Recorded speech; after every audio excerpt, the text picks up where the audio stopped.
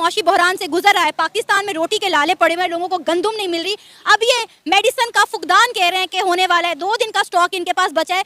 हर घर में मरीज है, हर घर में पेशेंट है यहाँ पर। लेकिन सुन के अच्छा लगा। पाकिस्तान में ऑपरेशंस खत्म कर दिए हैं। आपने कभी सोचा था कि कोई भी चीज़ हो, चाहे मेडिसिन से रिलेटेड हो, ऑटोमोबाइल सेक्टर हो, एजुकेशन हो, कुछ भी हो, पूरी दुनिया इंडिया पे डिपेंडेंसी शो कर रहा होगा?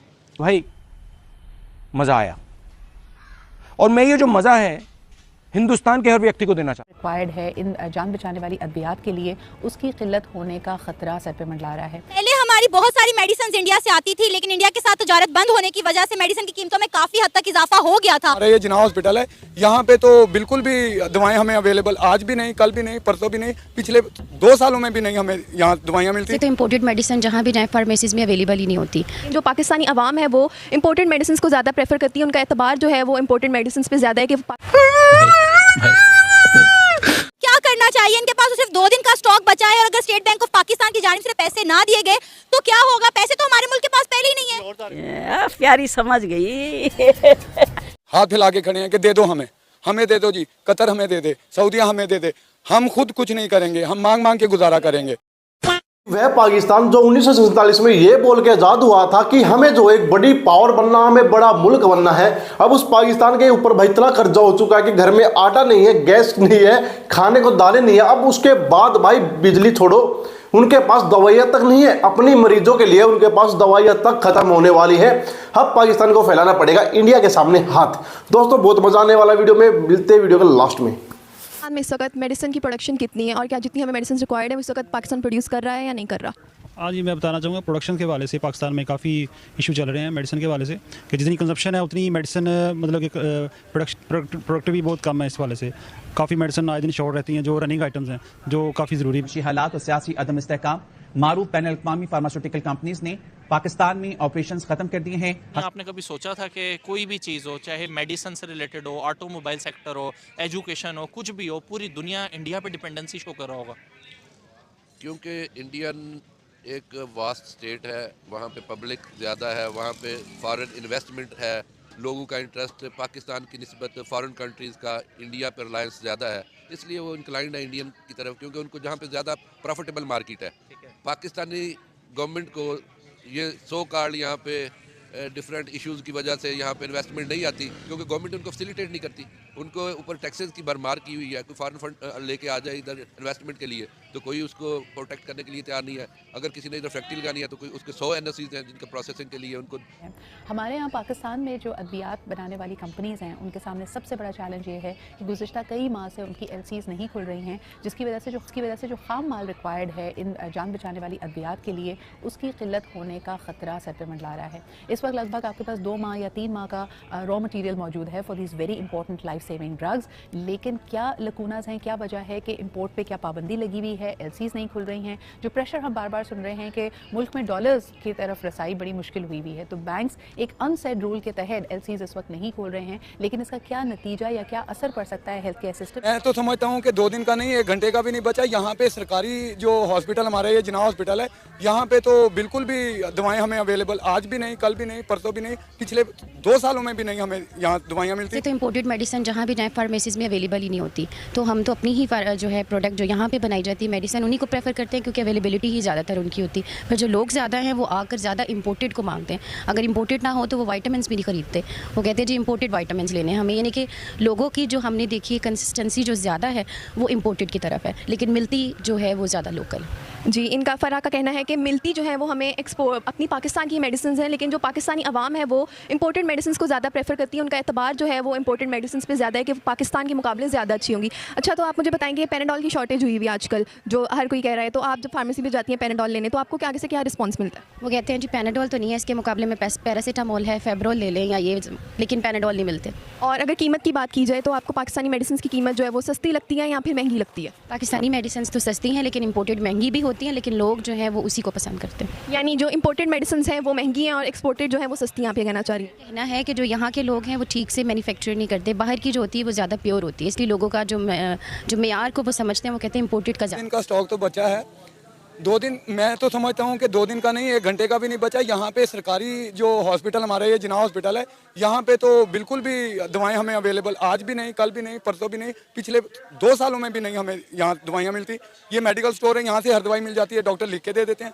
ये हमारी हुकूमतें क्या कर रही हैं? अवाम को जलील कर रही हैं और कुछ भी नहीं कर रही। अवाम ऐसी है कि इमरान खान के पीछे, कभी किसी के पीछे, कभी किसी के पीछे। अवाम को ही कुछ सोचना पड़ेगा, हुकूमतें तो कुछ भी नहीं सोच रही। पहले हमारी बहुत सारी मेडिसिन इंडिया से आती थी, लेकिन इंडिया के साथ तजारत बंद होने की वजह से मेडिसिन की कीमतों में काफी हद तक इजाफा हो गया था। क्या कहेंगे, अभी वो मेडिसिन उन्हीं कीमतों पे मिल रही है या मजीद महंगी हो गई है? कम से कम भी 200% ज्यादा कीमतों पर हमें वो दवाइयाँ मिल रही हैं और हॉस्पिटल से तो मिलती नहीं है। मेडिकल स्टोर वाले अपनी मर्जी के मालिक हैं, किसी को देते हैं, नहीं देते, बिल्कुल भी नहीं देते। डबल ट्रिपल अगर ब्लैक में देते हैं तो मिल जाएगी, अगर ब्लैक में पैसे नहीं देंगे गरीब आदमी तो कुछ भी, किसी को कुछ नहीं मिलेगा। मैं तो ये कहूँगा कि दवाइयाँ तो मिलती नहीं हैं। कम से कम ये जो दवाइयाँ हमें जो 10 रुपए की मिलती थी, अब वो हमें मिल रही है 200 रुपए की। 200 रुपये कैसे कमाए जाएंगे, ये गरीब आदमी की सोच है।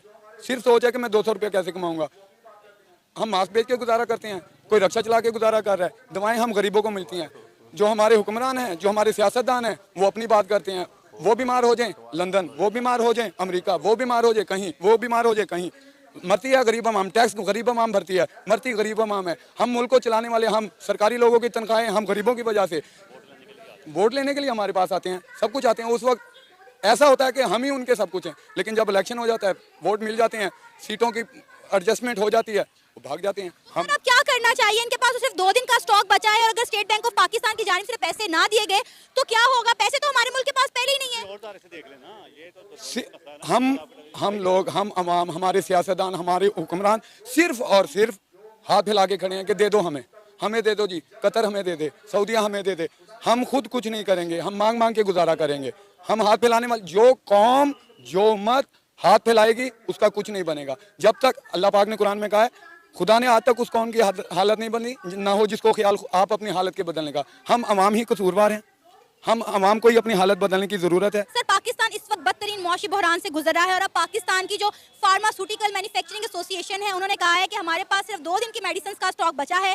अगर हमें स्टेट बैंक ऑफ पाकिस्तान की जानिब से 15 दिन के अंदर अंदर लेटर ऑफ क्रेडिट ना दिया गया तो हालात मजीद खराब हो जाएंगे। क्या कहेंगे आप? जी, मेरा व्यू है कि वी आर वेरी अनफॉर्चुनेट कि we are living in this country. हम इस मुल्क में रह रहे हैं और जिस तरह आपको पता है कि आटे का बहरान पहले ही है, खुराक की मुख्तलिफ चीज़ों का बहरान है, एलसीज हमारी खुल नहीं रही। हमारी कराची में शिफ्ट पर हमारे कंटेनर जो है वो स्टॉक हुए हैं और हमारा ये जो मेडिसिन है ये तो आपकी एक लाइफ सेविंग चीज़ है और इसमें लाइफ सेविंग चीज़ में अगर जिस तरह के 2 दिन में जिस तरह ये अनाउंसमेंट हो रही है कि ये बहरान डेवलप होने वाला है, तो मैं समझता हूँ कि इससे बड़ा मिजरेबल कंडीशन किसी मुल्क के लिए वो हो नहीं सकती कि आपको एक बंदा तड़प का मरने के करीब हो या मर रहा हो, उसको उसकी लाइफ सेविंग मेडिसिन ना मिले। तो मेरे ख्याल में इसके लिए ये हमारी जो हुकूमत है, ये आपस में पॉलिटिकल सिस्टम जो भी चल रहा है, ये आपस में लड़ रहे हैं, लेकिन इनको एहसास करना चाहिए कि एक आम आवाम के मसाइल क्या हैं। आवाम के मसाइल दवाई भी है, खुराक भी है, सब कुछ है। इस वक्त पूरी दुनिया में शोर मचा हुआ है कि पाकिस्तान डिफॉल्ट की तरफ जा रहा है, पाकिस्तान बदतरीन मौशी बहरान से गुजर रहा है, पाकिस्तान में रोटी के लाले पड़े हुए हैं, लोगों को गंदुम नहीं मिल रही।